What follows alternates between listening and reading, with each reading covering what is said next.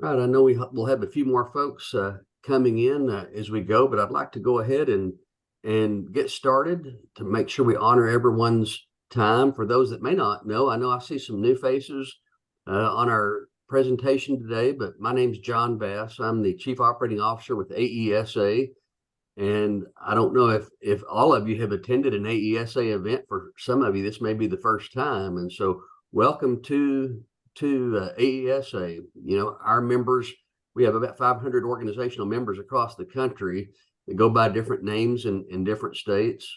And we're in all time zones. So welcome, glad to have you with us today.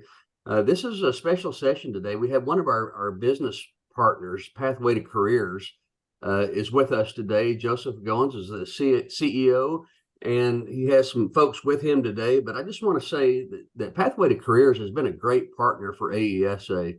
They do some great work in the CTE area and some other areas as well. But one of the things that we're here to talk about today is a comprehensive needs assessment. I know that's always a struggle.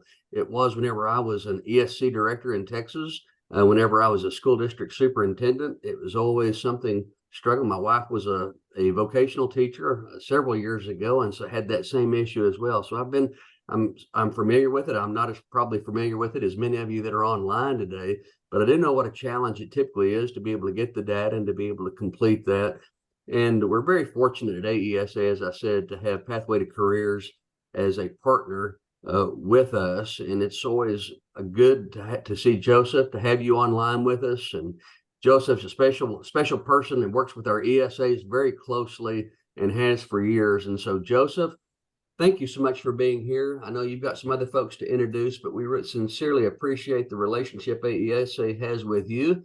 And at this time, I'm going to turn it over to you. I think we'll hopefully be able to have some interaction as part of this. We'll keep an eye on the chat. And we'll also be able to ask questions. I don't know if you want to have them ask as they go or at the end, Joseph. I'll leave that up to you. But Joseph, thanks for being with us, and I'll turn it over to you to get us started. As always, John, thanks. It is always an honor, and we've believed in the mission of AESA for a long time, and it's a privilege to really come alongside the work that you guys do, John. And so honored to be here and excited to share a little bit of our story today. But before we get started, I asked Steve Gary to jump on. And Steve, if you don't mind, Steve's one of our partners that we get a chance to work with and interact with in the state of New Mexico. And Steve, if you don't mind, maybe just before we get started into our presentation, maybe just a quick introduction into your REC and the work we've been able to do coming alongside you. Sure, Dr. Goings. And again, we've been working, I represent a service agency in Northeast New Mexico. We're probably the smallest in the state as far as student population, and we're probably one of the top 3 smallest in the country. So, but I think the whole idea is to think out of the box a little bit, and we've done that. We've been working with NS4Ed for now 7 or 8 years, and it's been very productive. And rolling out the projects that we've rolled out under Dr. Goings' tenure, we've been successful in getting some things done, and I think Dr. Goings will share that with you in the next few minutes. Is there anything else, Dr. Goings, you'd like me to share?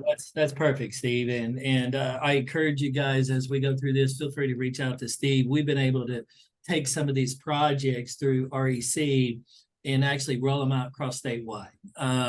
So we're going to introduce ourselves as we go through this. I'm going to do a quick presentation, turn it over to Trevor Stokes, who's with me today.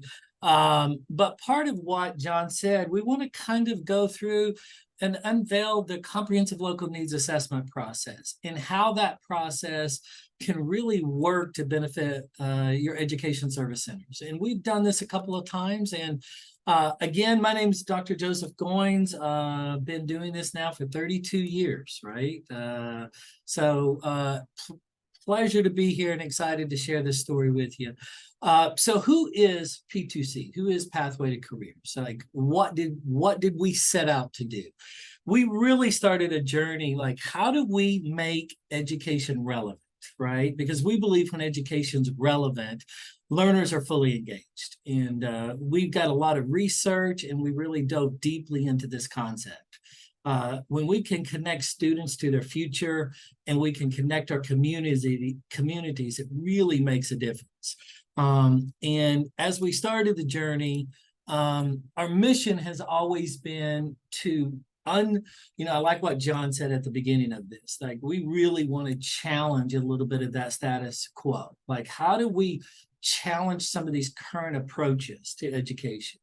And how do we motivate student learning through career connected relevance?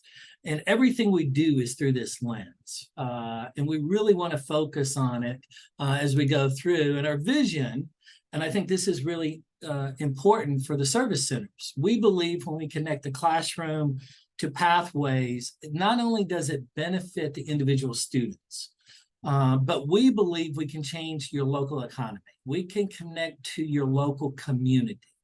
And that's really what service centers are about. How do we make it relevant to the school districts that you serve and ultimately each of those local communities?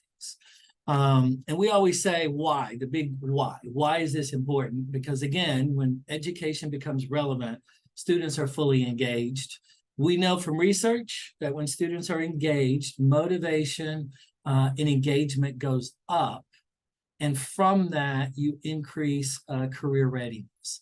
And that model for us has always been undergirded by this idea of the 4 E's. So how do we take education and make it linked to effective employment? So how does education lead to gainful employment for your students? And then how does that benefit your local economy?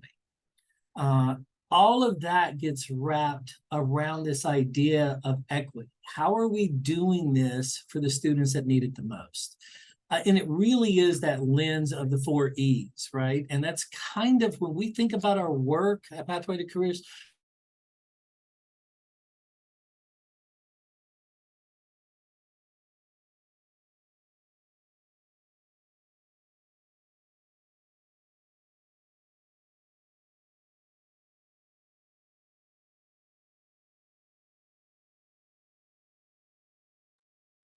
Joseph, I think we lost your audio there for a second. Oops, you there now? Yes. Okay. Okay, Trevor, I'm going to turn it over to you now. Thank you, and good afternoon, everybody. So yesterday, I spoke to a convening of economic development stakeholders for 35 minutes. One gentleman from the economic development space gave a 4-word summary and answer to what I had been talking about for more than a half hour. His 4 words were, the answer is CTE. What I had been talking about for that half hour was how to make students, how to get workers, adults across the spectrum of both the workforce and our student bodies to better engage with the experiences and processes that matter to them. He said the answer is CTE. That was the summary that he offered, and I tend to agree with him. My name's Trevor Stokes. I've been a labor market economist for 20 plus years. I consult with education and workforce development initiatives around the country, and then just joined Pathway to Careers a few months ago. So really happy to be with you. Let me show you a couple of things about the CLNA. I'm going to start with sort of an elementary level overview of it to make sure we have a level set. We all understand what we're talking about. The Comprehensive Local Needs Assessment is a requirement of the Perkins 5 legislation, the Strengthening Career and Technical Education for the 21st Century Act. So named, I am convinced, because that is the maximum number of words you can cram into the title of one law. That is, the CLNA is a component of that.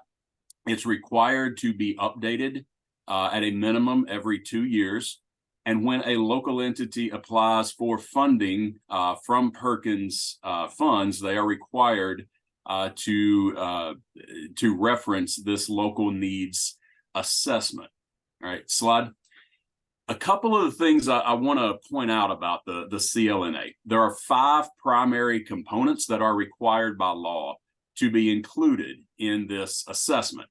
So number 1 is an evaluation of student performance. You are required in your CLNA to demonstrate the performance of special populations and the identified subgroups within the body that you serve. The second point on this list is the one that really makes the value proposition of the CLNA come alive.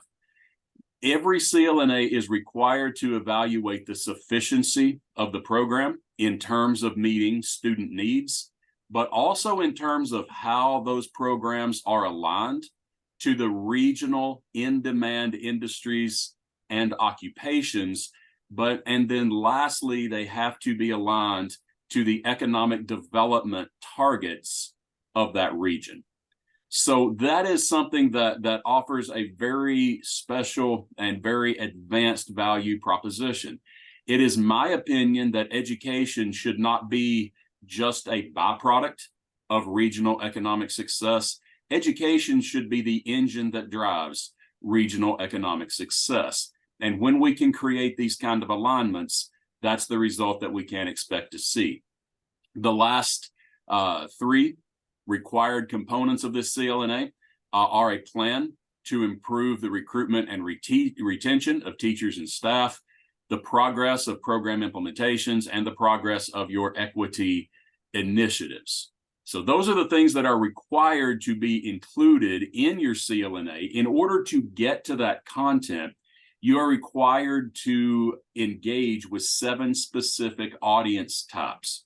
You're required to engage with secondary and post-secondary level CTE programs, your local workforce boards, regional industries, your parents and students, tribal communities, regional youth serving agencies, and then they have a catch-all category for any other relevant groups who might have a voice on this intersection between education and economic prospects.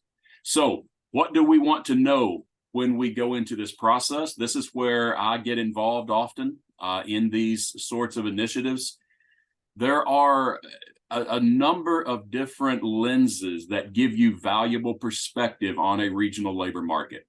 Now, as an economist, I have often said that, people expect me to share screens full of numbers, data visualizations, graphs and charts and things like that, and I will certainly do that.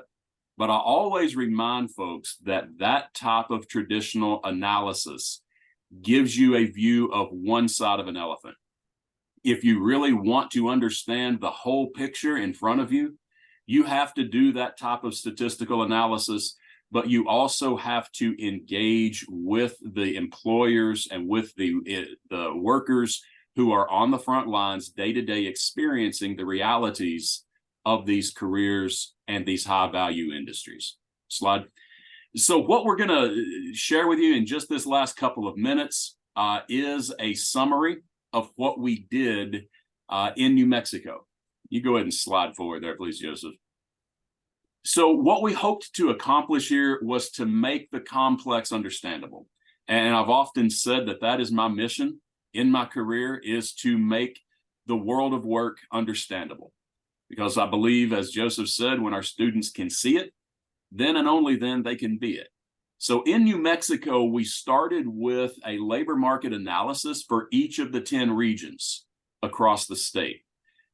This analysis, following the formula I just laid out, used traditional analysis of labor market data, economic development strategies from each region, and other sources of data to give us as robust a perspective as possible. That moved us into detailed key findings and points that we thought were particularly relevant to consider when we started engaging stakeholders. We looked at priority industries, we looked at priority occupations, and how programs of study in each region were aligned to those priority occupations. Slide.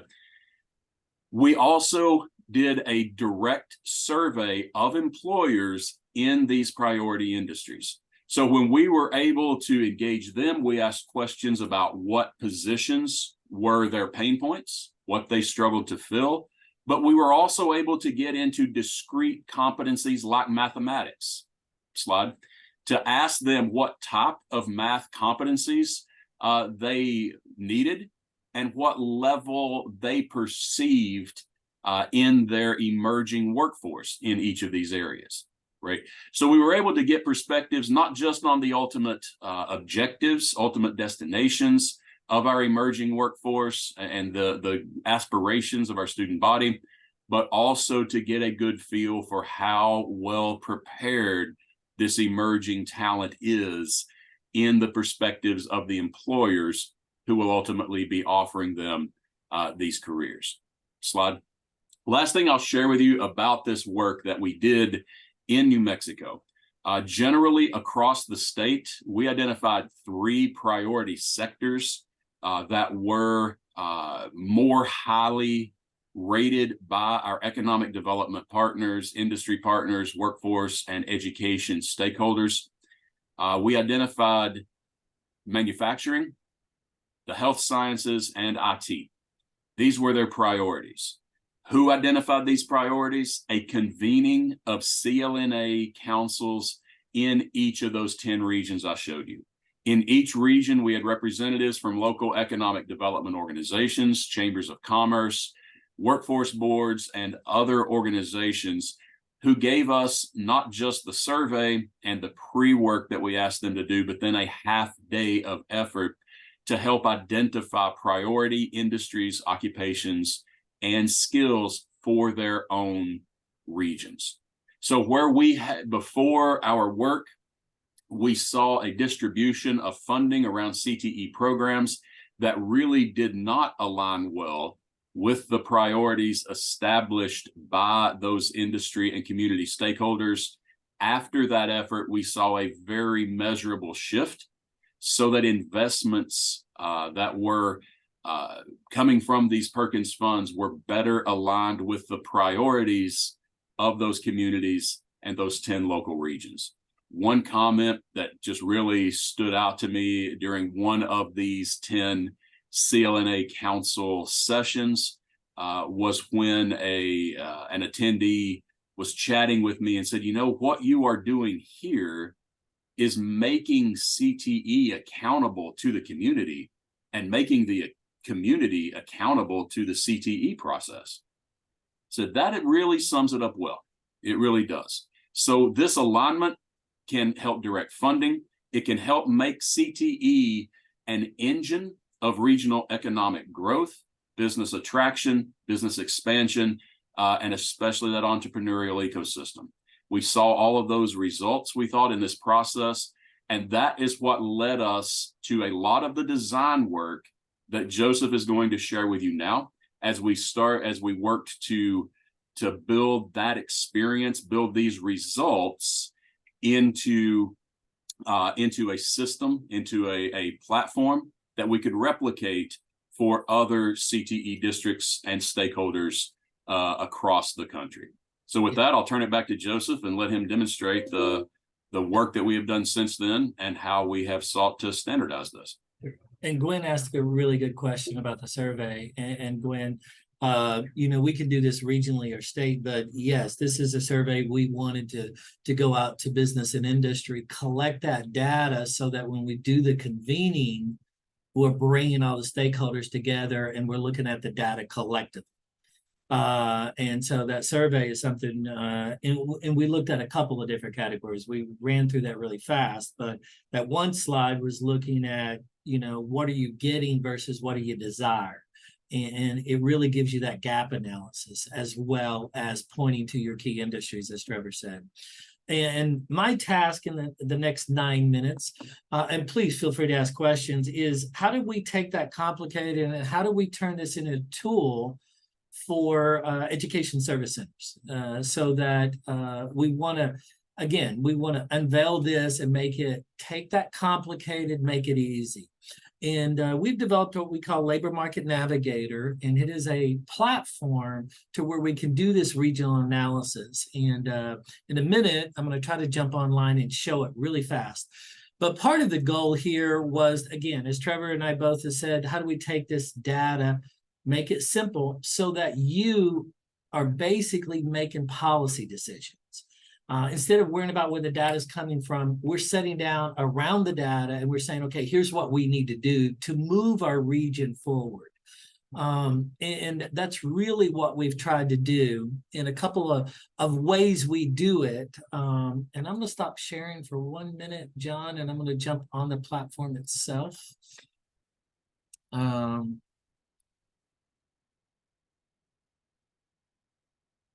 Go back, and Trevor, you have to tell me if I'm sharing my host screen, okay? See my screen, Trevor?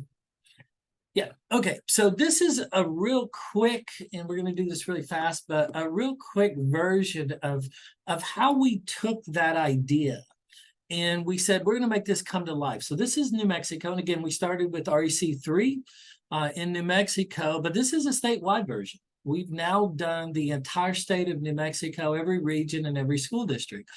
But the idea is, how do we take those 4 E's, give you access to that? And I'm going to try to show this. So the first thing we want people to understand, if I want to start to understand education, employment, economic development, we've got to start by describing your community. What does your community look like? And what you'll notice here is we've mapped every school district in New Mexico. So I can pick a school district. We'll jump down to Albuquerque. So I can pick Albuquerque School District, but we're also mapping that school district to their workforce region. So we're really taking the time to say, okay, Albuquerque, you're in this workforce region. And now we're going to say, okay, let's give you the data that gives you access to what your community looks like. So in Albuquerque, I've got 81,000 students in my school district. Here is my community, 678,000 people live in that community. What's my gender breakdown? What's my age breakdown? What are my trends? What's my data telling me? What's my race and ethnicity? We always want that lens on equity. And in a minute, I'll show you how we pull equity data by race and gender, by occupation. So we're looking at that. We're looking at the lens of education attainment. One of your leading indicators for economic development is always what types of skills exist within that community. And sometimes the easiest data to get your hands on is your completion data on skills by degree obtainment. So we want to map that. We're going to give you a quick glimpse into the labor force in Albuquerque, the industry occupational breakdown. Then we're going to shift, and we're going to shift it to education speak, right? We really want to start helping Albuquerque understand this is where you set, this is your labor shed. Albuquerque is in what's called the central workforce region. We can give you some lenses into commuting patterns. Where do people live? Where do people work? And then we're going to take your career clusters and we're going to say, okay, here's your career clusters. So where are the openings, wages, projected job? And again, this is meant to be a dashboard. So I can go in here and I can say, okay, the majority of jobs I'm looking at openings are in hospitality and tourism. But if I want to change that, I just click. And again, the idea, how do we take what's complicated, make it simple? And now I've shifted my career clusters to look at STEM data. STEM is always the highest wage for the most part. There's a reason why everybody loves STEM. It's always the highest wage. But the idea is you've now got this lens into your career clusters on your dashboard. What's important? I can go over here and look at projected new jobs, and I can look at growth rate by just clicking the buttons, right? I can always export it. And for time's sake, I'm going to go back to the home page. And so we were looking at your area. So we were taking that data, a lot of complicated data. We pull it from multiple sources, and we were trying to kind of streamline it to you. And we can do that regionally as well. And so now I'm going to say, well, that's not enough. I need to understand more. I need a better and a deeper dive into my data. And this is where we're going to allow you to do that jump off.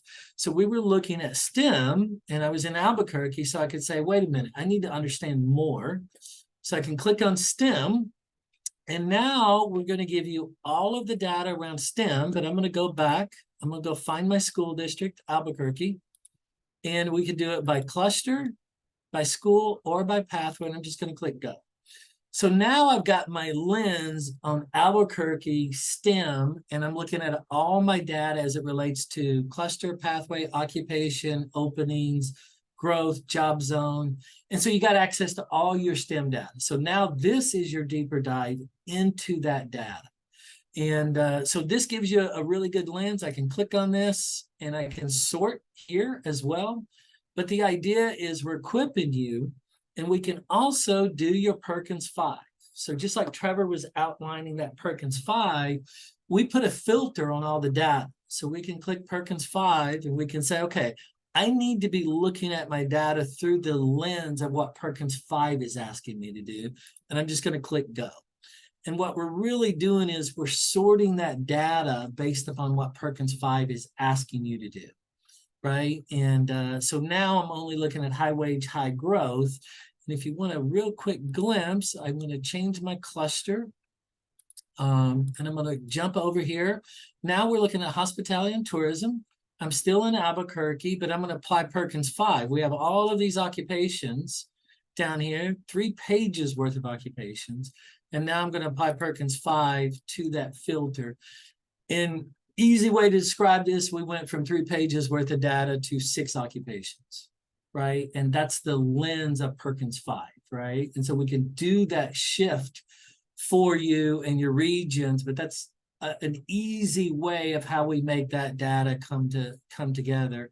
Last thing I'll show, again, we can look at equity data. So we can break down your industry sectors by race and gender. So you can look at trends. We're always going to chase those 4 E's: education, employment, economic development, with that lens on equity. So how are we taking that data, making it meaningful to you? And then the last thing I'm going to show, and then we'll take questions, we can do a lot of reporting. So we can come in here and we've got these reports that are pre-built that'll automatically give you like a Perkins 5 report. I can get my district overview report. And to that lens, we talked about a comprehensive local needs assessment. We can pull together what that comprehensive local needs assessment needs to look like for your region. So that's really how we take this data and we can map it to your region and to your individual school districts. That's really the outline of what Labor Market Navigator is about, and tying it to your regions. And I'm right at 29 minutes after the hour, but I'm gonna pause there and take questions, and we'll be glad. Somebody sent me a message too. We'll share the slides, and as well as links to the information we're sharing. A couple of people posted that directly to me. I'll be glad to share that as well. But John, let's open it up for questions right at the bottom of the hour to be respectful of everybody's time. And Trevor, if I missed anything, feel free to jump in and add. Absolutely. Hopefully you've got some questions. Great information on that, but just open it up and either drop it in the chat, or better yet, just unmute yourself and ask a question. There's not that many that we can't manage that. And so please feel free to ask any questions that you may have. Well, we've got some expertise with us today.